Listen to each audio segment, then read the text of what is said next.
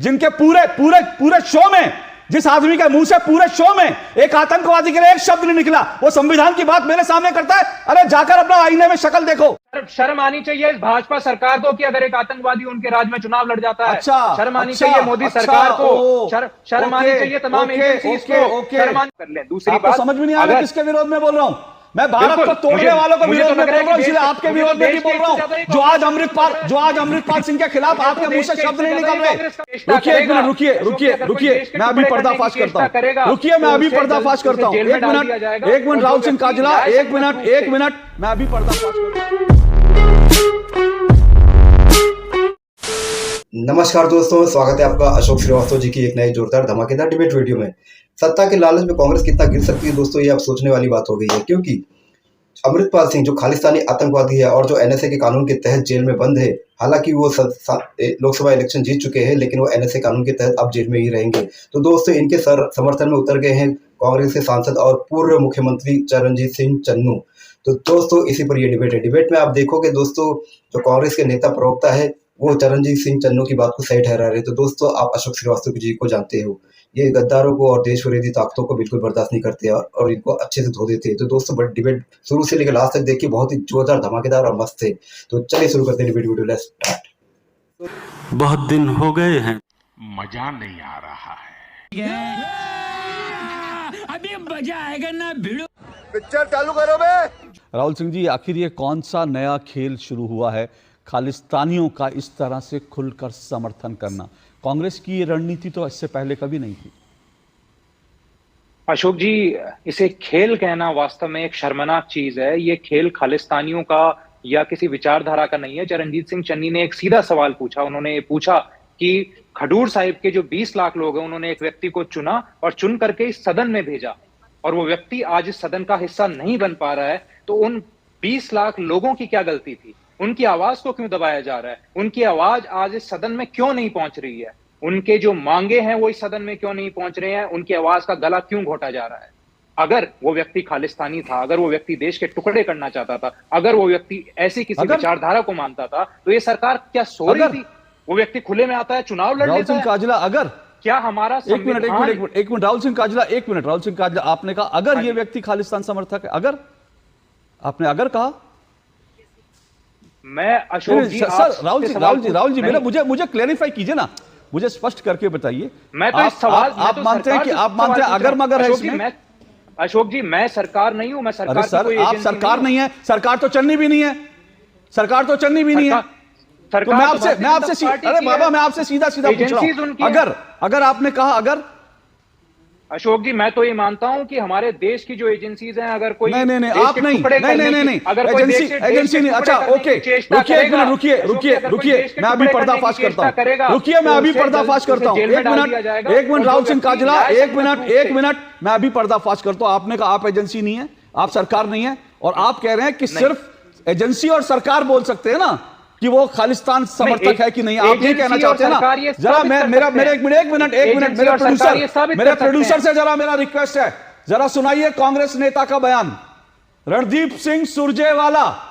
जरा रणदीप सिंह सुरजेवाला 2023 का 1 मिनट बयान। अरे सुनिए, एक मिनट राहुल सिंह काजला, एक मिनट राहुल सिंह काजला, एक मिनट मत परेशान होइए, सुनिए। आपके बड़े नेता हैं, आपके धुरंधर नेता राहुल गांधी के राइट हैंड रहे, उनका बयान सुनवाता हूं मैं। रुकिए राहुल सिंह काजला, अभी परेशान मत होइए। अभी तो पहला ही मैंने आपकी तो अभी पहला धागा खोला है, अभी ऐसे बड़े धागे खोलूंगा। रुकिए एक मिनट, जरा सुनवाइए रणदीप सिंह सुरजेवाला को। Who helped the anti-India propagandist and supporter of terrorists Amritpal escaped in the first instance? Question number 2, where was Amritpal hidden? आप समझ गए होंगे, अंग्रेजी में बयान था, लेकिन मैं अपने दर्शकों को बता दूं, क्योंकि मैं जानता हूं आप। एक मिनट रुकिए, मैं अपने दर्शकों को बता दूं, क्योंकि वो तो आप तो अंग्रेजी जरूर समझते होंगे, इसलिए आप समझ गए होंगे। रणदीप सिंह सुरजेवाला ने कहा अमृतपाल सिंह को भारत विरोधी प्रोपेगेंडिस्ट और आतंकवादियों का समर्थक। ये मैं नहीं कह रहा हूं, बीजेपी का कोई नेता नहीं कह रहा है, रणदीप सिंह सुरजेवाला कह रहे हैं। और इसीलिए आज मेरा सवाल यह है कि क्या कांग्रेस 2023 तक इसका विरोध में थी, आज वो इसकी समर्थक हो गई है। इसका मतलब आज आप खालिस्तानियों का खुलकर समर्थन कर रहे हैं, क्योंकि आप आज खालिस्तान के पक्ष में खड़े हो गए हैं। राहुल सिंह काजला, बोलिए। मुझे अशोक जी, पहली बात तो मुझे इस चीज पर शक हो रहा है कि क्या आप देश के हित में बोल रहे हैं, आप कांग्रेस के विरोध में बोल रहे हैं। पहले तो उस चीज को हम साफ कर लें। दूसरी बात, समझ में नहीं आ रहा किसके विरोध में बोल रहा हूं। मैं भारत को तोड़ने वालों को विरोध में बोल रहा हूं, इसलिए आपके विरोध में भी बोल रहा हूं। जो आज अमृतपाल सिंह के खिलाफ आपके मुंह से शब्द नहीं निकल रहे। एक साल पहले तक रणदीप सिंह सुरजेवाला बोल रहे थे ये भारत विरोधी है, आतंकवादी है, और आज राहुल सिंह काजला कह रहे हैं अगर वो आतंकवादी, अगर वो खालिस्तान समर्थक है। ये राहुल सिंह काजला, इसमें शर्म आनी चाहिए आप लोगों को, शर्म आनी चाहिए। शर्म आनी चाहिए इस भाजपा सरकार को कि अगर एक आतंकवादी उनके राज्य में चुनाव लड़ जाता है। अच्छा, शर्म आनी चाहिए मोदी सरकार को, शर्म आनी चाहिए तमाम एजेंसीज को, शर्म आनी चाहिए तमाम भाजपा के नेताओं को। अब सुनिए, एक और इनका धागा खोल देता हूं। सुनिए, अब मुझे मालूम है सच सामने आया, अब आप इधर उधर, अब एक और धागा आपका खोल देता हूं, एक और धागा खोल देता हूं।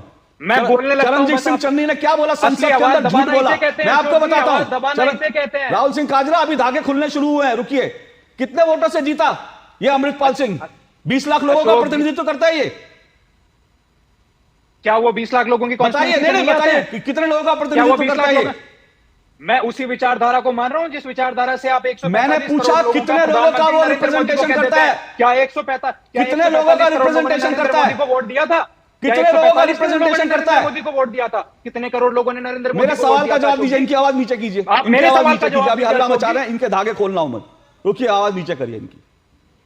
ये जो चन्नी और राहुल सिंह काजला जो सरेआम झूठ बोल रहे हैं ना, मैं आप इस झूठ का दूसरा धागा खोलता हूं। इनका एक झूठ का धागा मैं पहले खोल चुका हूं, क्योंकि रणदीप सिंह सुरजेवाला ने कहा कि अमृतपाल सिंह आतंकवाद का समर्थक है 2023 में। राहुल सिंह काजला कह रहे हैं कि अगर वो है। रणदीप सिंह सुरजेवाला ने कहा कि भारत विरोधी प्रोपेगेंडिस्ट है। राहुल सिंह काजला कह रहे हैं मेरे को तो पता नहीं, अमृतपाल सिंह वो तो चुना हुआ सांसद है। चन्नी ने संसद में सरेआम ये झूठ बोला कि उसको 20 लाख लोगों ने चुना है। 20 लाख वोटर था, उसमें से 4 लाख लोगों ने वोट दिया है। इसका मतलब क्या है? मैं कांग्रेस का जो पूरा का पूरा प्रोपेगेंडा होता है और कांग्रेस की जो थ्योरी है उसी थ्योरी पे बात कर रहा हूं। कांग्रेस प्रधानमंत्री नरेंद्र मोदी को कहती है कि अरे नरेंद्र मोदी को तो सिर्फ 35% लोगों ने चुना है, 70% लोग मोदी के खिलाफ हैं। तो कांग्रेस की उसी थ्योरी के अनुसार अमृतपाल सिंह के खिलाफ उसकी कॉन्स्टिट्यूंसी में 16 लाख लोग हैं, सिर्फ 4 लाख लोगों ने सपोर्ट किया है। इसका मतलब यह है कि अमृतपाल सिंह जैसा चाहे वो 20 लाख लोग अमृतपाल सिंह की आइडियोलॉजी का समर्थन नहीं करते, सिर्फ 4 लाख लोग करते हैं। बाकी खडूर साहिब लोकसभा क्षेत्र के अंदर 16 लाख लोग खालिस्तान के विरोध में, उन्होंने अमृतपाल सिंह के विरोध में वोट डाला था, समझे आप? और अगर कांग्रेस यह कहती है कि 20 लाख लोगों का प्रतिनिधित्व करता है, इसलिए वो जो कहे सही है, तो उस आधार पर प्रधानमंत्री नरेंद्र मोदी 140 करोड़ लोगों का प्रतिनिधित्व करते हैं। और बीजेपी आज जो पॉलिसी चाहती है वो पॉलिसी देश में लागू होनी चाहिए। यूसीसी लागू होना चाहिए, सीए लागू होना चाहिए, एनआरसी लागू होना चाहिए, वो हर चीज लागू होना चाहिए जो बीजेपी की घोषणा पत्र में है। अगर कांग्रेस के हिसाब से, कांग्रेस का मैं अगर थ्योरी मान लूं तो ये डबल चेहरे दिखाना बंद कर दीजिए। 2 टूक में हर डबल चेहरे के ऊपर से नकाब उतारना जानता हूं मैं, हर चेहरे से नकाब उतारना जानता हूं मैं। दोहरे चेहरे लेकर मेरे शो में मत बैठिए, वरना नंगे हो जाएंगे, शर्मिंदगी होगी। ये आदमी अमृतपाल सिंह ना अपनी सगी मां का है ना भारत मां का है, और ऐसे के पक्ष में जो है चन्नी साहब उतरे हैं, बैटिंग कर रहे हैं। ये शर्मनाक है, लेकिन शर्म क्यों आनी चाहिए? मैं तो फिर कह रहा हूं चन्नी साहब वही है जब पाकिस्तान ने चुनाव के दौरान में जब आतंकी हमला किया था तो चन्नी से कहा था कि ये जो है ये तो स्टंट है, चुनावी स्टंट है। जब पाकिस्तान के जो चुनावी, जब आतंकवादी पुंछ में आतंकवादी हमले को ये कहकर तो पाकिस्तान के बचाव में उतरे थे, उन्होंने कहा था तो चुनावी स्टंट है, पाकिस्तान का तो कोई हाथ नहीं। तो ऐसे लोगों से और क्या उम्मीद करेंगे? बोलिए। आपने अशोक जी एक बात कही कि आजकल देश में संविधान बहुत हो रहा है, तो जी देश में संविधान का राज है और संविधान ही होगा। दूसरी चीज, आप लोग भाजपा के प्रवक्ता ने भी कहा, आपने भी कहा कि राहुल गांधी ने कैसे देश को एक यूनियन ऑफ स्टेट्स कह दिया। तो लीजिए जी साहब, ये है हमारे संविधान की जो मिनिस्ट्री ऑफ एक्सटर्नल अफेयर्स के ऊपर जो रिटन डॉक्यूमेंट है, उसका संविधान के आर्टिकल 1 का पार्ट 1 ये कहता है, India that is Bharat shall be a union of states. ठीक है, तो भारत का संविधान ही कह रहा है, वही बात राहुल गांधी जी ने कही थी। अगर आपको उनकी बात से आफत है तो शायद संविधान से ही आप लोगों को आफत है। नशे की प्रॉब्लम लेकर के कौन आया पंजाब में? अगर इन लोगों को अमृतपाल से इतनी ज्यादा समस्या थी तो हमारी इंटेलिजेंस एजेंसी जैसे पूर्व डीजीपी साहब ने और राहुल सिंह काजला, मैंने आपको 2.5 मिनट तक, 1 मिनट, हाँ 1 मिनट आप समझिए। राहुल सिंह काजला, मैंने आपको 2.5 मिनट तक भी नहीं रोका, आपने 1 मिनट कहा था, मैंने 2.5 मिनट तक भी नहीं रोका। और आपने बहुत सारी चीजें संविधान को, मैं आज वो डिबेट नहीं करना चाहता। मैं ये भी जानता हूँ राहुल गांधी जो संविधान तो करते हैं। सुनिए मेरी बात सुनिए। अब आपको बोलने दिया, मेरी बात सुनिए। अब मेरी बात सुनिए, राहुल गांधी किस चाइनीज मॉडल के तहत वो लाल किताब लेकर घूमते हैं, आज मैं उस पर बात नहीं करना चाहता, लेकिन मेरे पास ये भी जानकारी है, राहुल गांधी किस चाइनीज मॉडल को लेकर घूमते हैं और जो किताब लेकर घूमते हैं उस किताब के अंदर क्या है, मेरे पास वो भी नहीं। लेकिन आपने कहा अगर इनको, मेरा सवाल सुन लीजिए, मेरा सवाल सुन लीजिए, मेरा सवाल सुन लीजिए, मेरा सवाल सुन लीजिए, मेरा सवाल सुन लीजिए, मेरा सवाल सुन लीजिए। नहीं राहुल काजला, मेरा सवाल नहीं सुनेंगे क्योंकि इनको पता है मैं सवाल करूंगा इनके कपड़े उतर जाएंगे। राहुल काजला, मुझे पता है आप मेरा सवाल नहीं आने देंगे क्योंकि मैं सवाल पूछूंगा आपके कपड़े उतर जाएंगे। छोड़ दीजिए, इसलिए आपने सवाल, तो आपने सवाल पूछने का मौका नहीं देना चाहते, कोई बात नहीं, मुझे मालूम है मेरे सवालों से आप लोग डरते हैं क्योंकि आप लोग के कपड़े उतर जाते हैं, नंगे हो जाते हो, आप लोग नंगे हो जाते हो। ऐसी बात बोल रहा है, बताइए आरपी सिंह जी, बोलिए। वो लाल किताब है अशोक जी, वो भारत का संविधान है। जी, मुझे संविधान पे ज्ञान मत दीजिए, सबको आदर करना चाहिए। मुझे संविधान पे ज्ञान मत दीजिए। जो लोग भारत को तोड़ने की बात करते हैं वो संविधान की बात करें, उनके मुंह से अच्छा लगता, जिनके मुंह से पूरे, इनकी आवाज नीचे करिए, जिनके पूरे पूरे पूरे शो में, जिस आदमी के मुंह से पूरे शो में एक आतंकवादी के लिए एक शब्द नहीं निकला, वो संविधान की बात मेरे सामने करता है। अरे जाकर अपना आईने में शक्ल देखो, आईने में शक्ल देखो। राहुल सिंह काजला, संविधान की बात करते हो और एक आतंकवादी भारत तोड़ने वाले के खिलाफ बोलने में आपकी जबान चल जाती है। आपके मुंह से आज संविधान की बात करना अच्छा नहीं लगता। जरा आईने में शक्ल देखिएगा अपनी, आपको दिखाई देगा, नकाब दिखाई देगा, चेहरा देखोगे तो दोस्तों डिबेट हो गई खत्म, वीडियो हो गई पूरी। उम्मीद करता हूं दोस्तों अशोक श्रीवास्तव जी की ये दुनिया वीडियो आपको जबरदस्त पसंद आई होगी। तो दोस्तों कांग्रेस के बारे में एक बात कहता हूं, वो कोई मुद्दा उछालती है और वो मुद्दा चल गया तो उसे लंबा घसीटती है, लेकिन ये मुद्दा उनका चला नहीं, ये मुद्दा फेल हो गया क्योंकि इन्हें भारी विरोध झेलना पड़ रहा है। तो दोस्तों इनके जो प्रवक्ता है, क्या नाम है इनका, जयराम रमेश, हाँ जयराम रमेश जो इनके नेशनल प्रवक्ता है, उन्होंने आकर ये कह दिया कि ये जो बयान है चरणजीत सिंह चन्नो का, ये इनका निजी बयान है और उन्होंने पूरी तरह से कन्नी काट लिया। तो दोस्तों इनका कुछ ऐसा ही है, मुद्दा चले तो चले अपना, नहीं चले तो किसी का निजी बयान। तो दोस्तों उम्मीद करता हूँ ये डिबेट वीडियो कंटेंट मेरा काम आपको पसंद आया होगा। ऐसी डिबेट वीडियो देखना चाहते हैं आप तो इस चैनल को सब्सक्राइब करते हैं जरूर जाओगे। मिलता हूँ आपसे अगले वीडियो में, तब तक के लिए जय हिंद, वंदे मातरम।